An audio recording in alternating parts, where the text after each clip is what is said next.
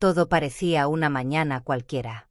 La luz dorada del amanecer se filtraba por las cortinas del salón y el silencio de la casa me tranquilizaba profundamente. Mi marido, Ricardo, había partido en viaje de trabajo la madrugada anterior. Su vuelo a Sevilla había salido con demora, por lo que me envió un mensaje justo antes del despegue. Como de costumbre, conciso y formal. Te amo, regreso en 6 días. 6 días. 6 interminables días sola en casa. Lejos de sentirme angustiada, lo interpreté como una pausa necesaria. Ricardo era un hombre decente, al menos eso opinaba toda la gente. Responsable, cuidadoso, meticuloso hasta rayar en lo compulsivo. Pero ocasionalmente, esa impecabilidad me hacía sentir como una extraña en mi propio hogar.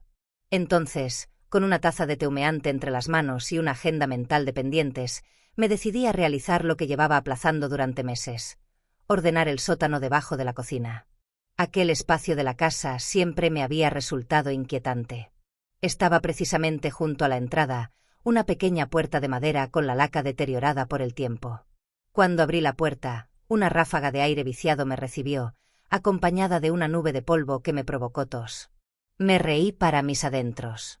Parecía una secuencia extraída de un filme de suspense. Empecé retirando las cajas más accesibles. Adornos de reyes, una aspiradora antigua, un calefactor cubierto de telarañas. Todo permanecía tal como lo había abandonado años atrás. Pero algo captó mi atención. En el rincón, detrás de una montaña de mantas usadas, observé una tabla suelta en el piso. No era extensa, pero sí evidentemente desnivelada. Me incliné y la palpé. Estaba floja. Mi pulso comenzó a acelerarse. Algo dentro de mí presentía que ese instante definiría un antes y un después. Con dificultad, alcé la tabla. Debajo, había una pequeña cavidad sombría, como un cofre sepultado en el suelo. Adentro, algo metálico reflejaba luz. Con manos temblorosas, extraje lo que parecía ser una caja fuerte antigua, de esas con combinación numérica.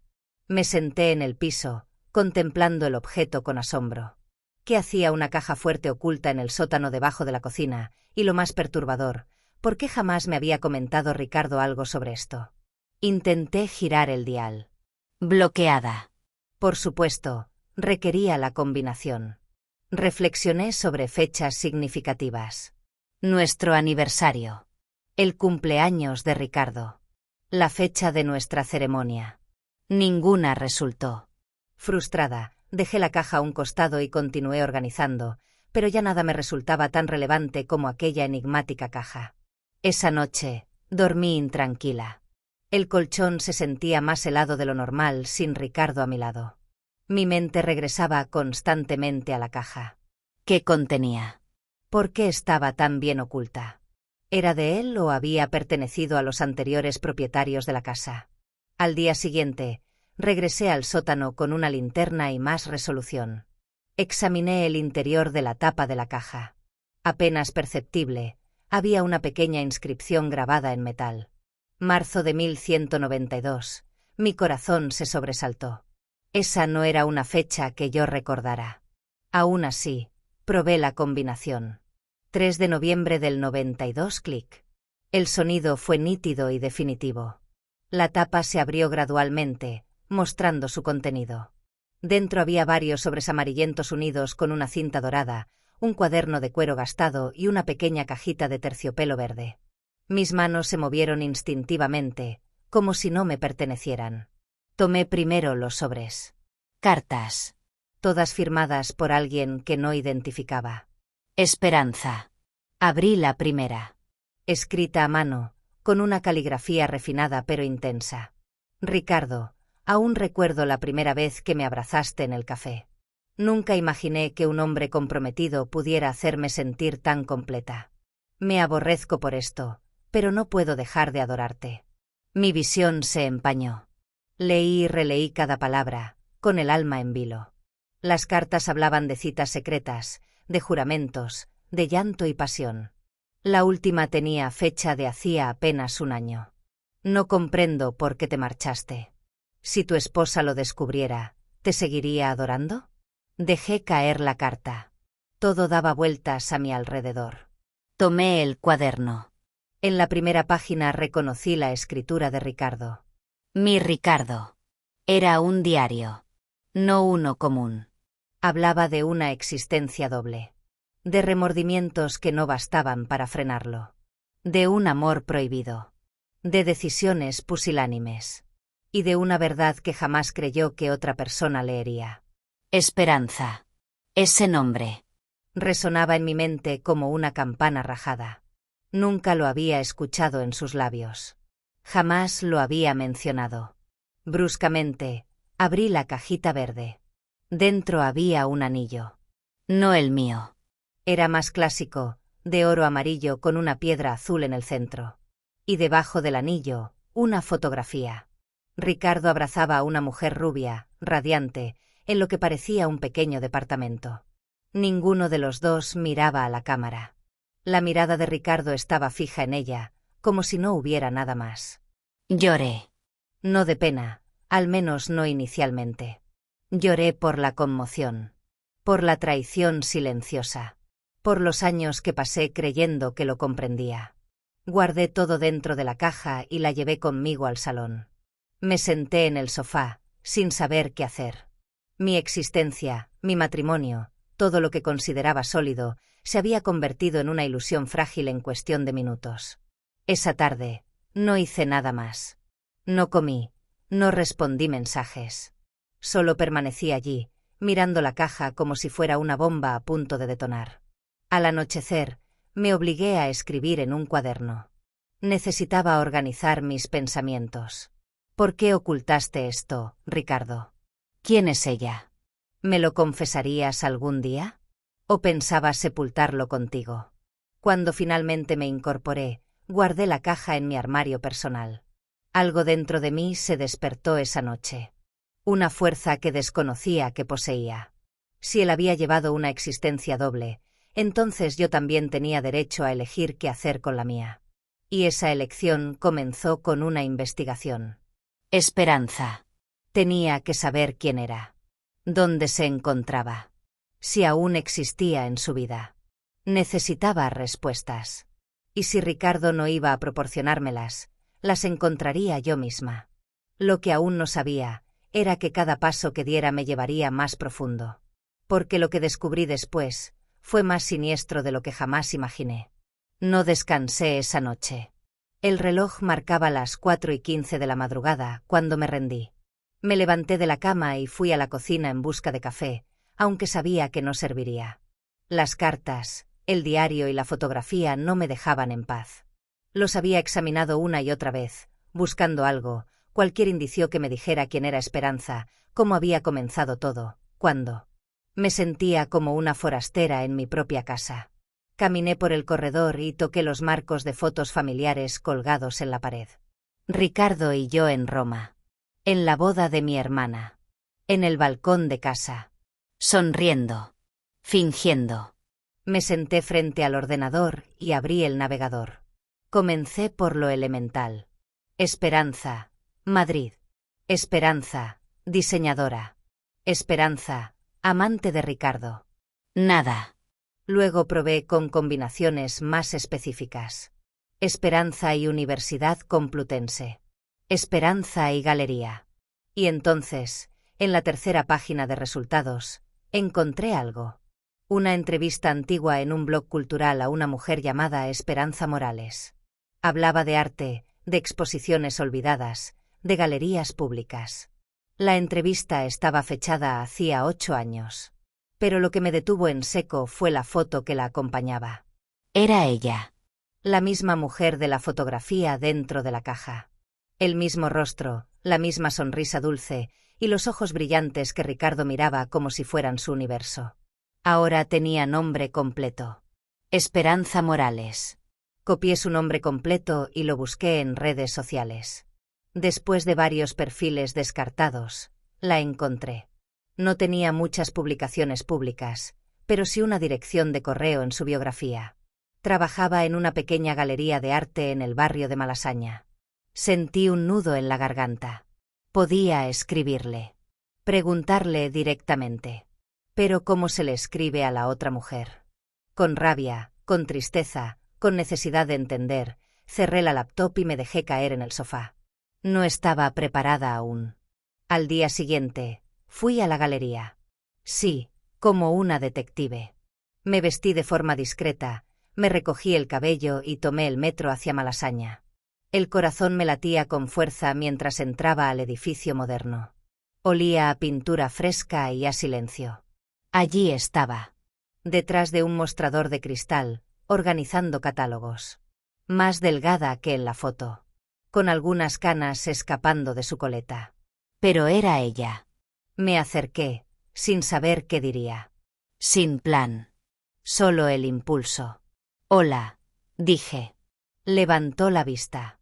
Sus ojos tardaron un segundo en enfocarme. Buenos días, respondió con cordialidad. Busco una obra, murmuré, improvisando. De arte contemporáneo. Algo especial. Por supuesto, sígueme, respondió. Me llevó hasta una sala. Su voz era melodiosa, pausada. Mientras hablaba de un artista emergente, yo la observaba. Sus manos, sus gestos, la forma en que acariciaba los marcos de los cuadros. Entonces me atreví. ¿Conoces a alguien llamado Ricardo? Sus dedos se congelaron sobre un lienzo. Me miró, sorprendida. Su expresión cambió. Sí, dijo tras un largo silencio. Lo conocí. Me armé de valor. Soy su esposa.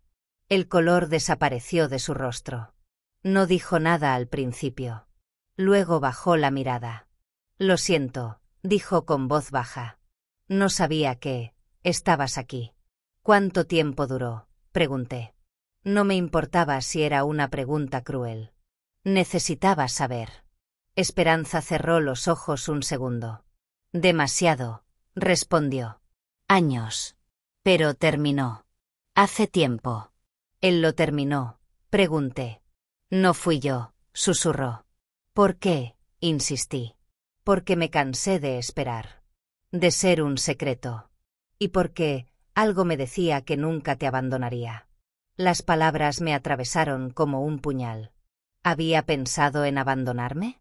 ¿Me había prometido a ella algo que nunca cumplió?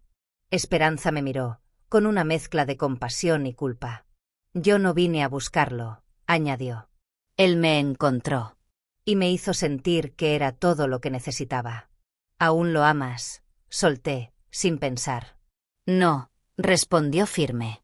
Amé a quien creí que era. Pero esa persona dejó de existir el día que me di cuenta de lo cobarde que era.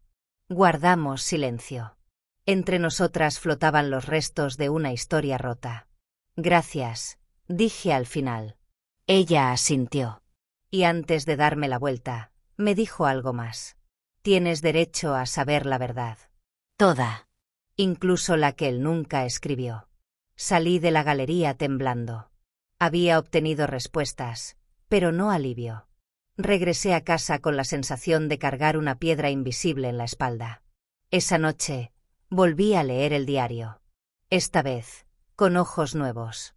Buscaba huecos, silencios, cosas no dichas. Y encontré algo. Una página escrita en clave. Letras desordenadas, palabras con símbolos. Algo que parecía un código. Ricardo había ocultado algo más. Algo que ni siquiera quería que Esperanza supiera. Pasé 2 días descifrando esa página. Usé programas online, viejas libretas con anotaciones universitarias, fórmulas, cualquier herramienta a mi alcance.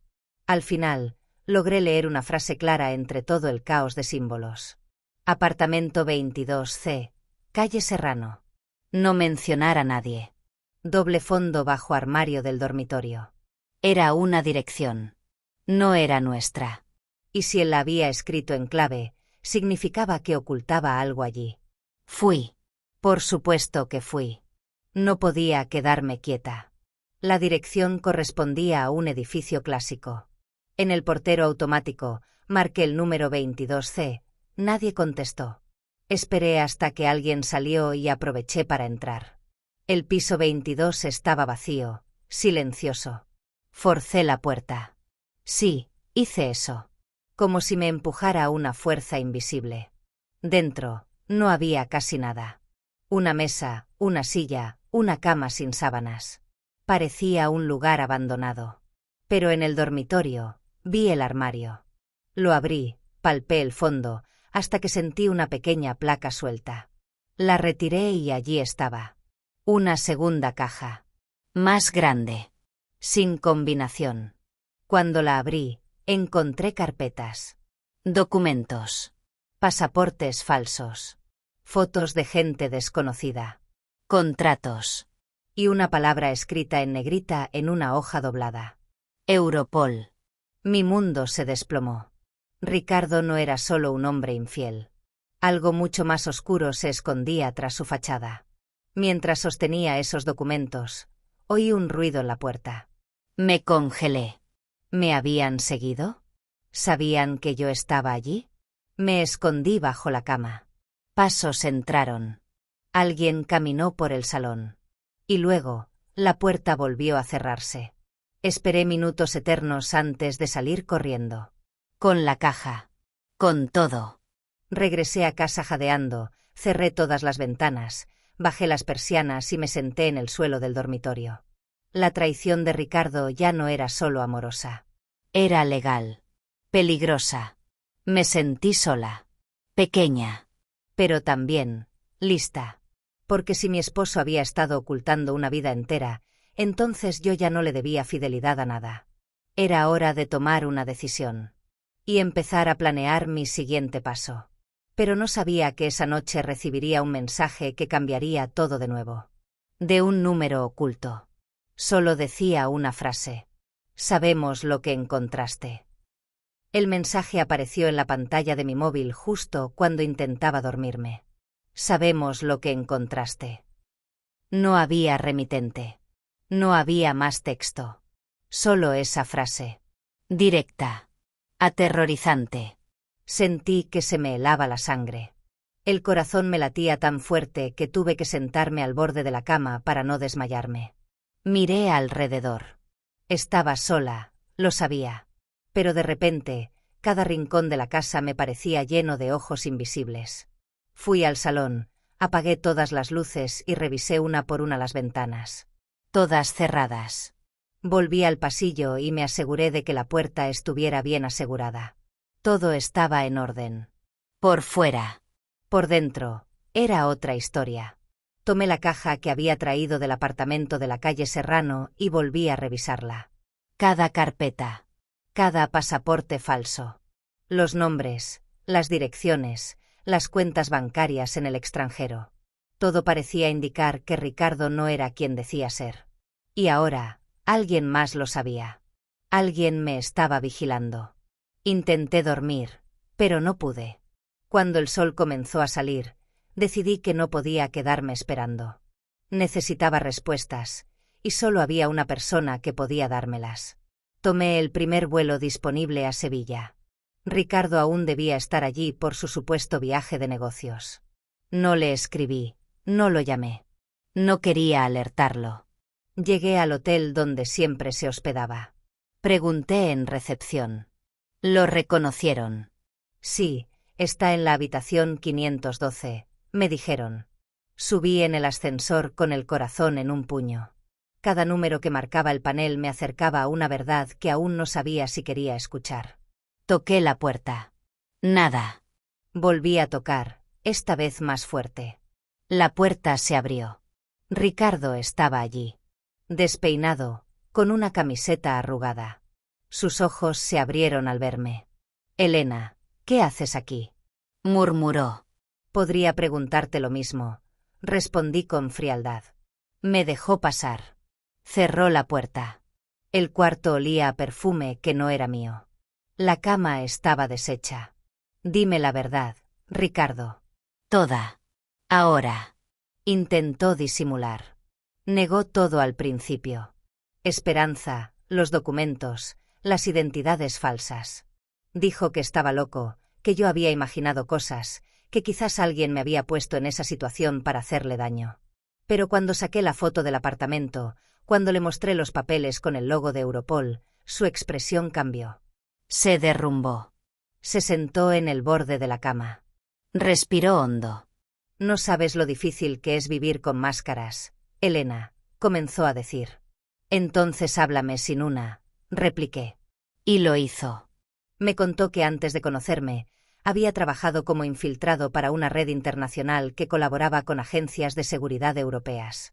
Su tarea era infiltrarse en organizaciones sospechosas de lavado de dinero. Había vivido con otras identidades. Cambiado de nombre. De ciudad. Incluso de acento.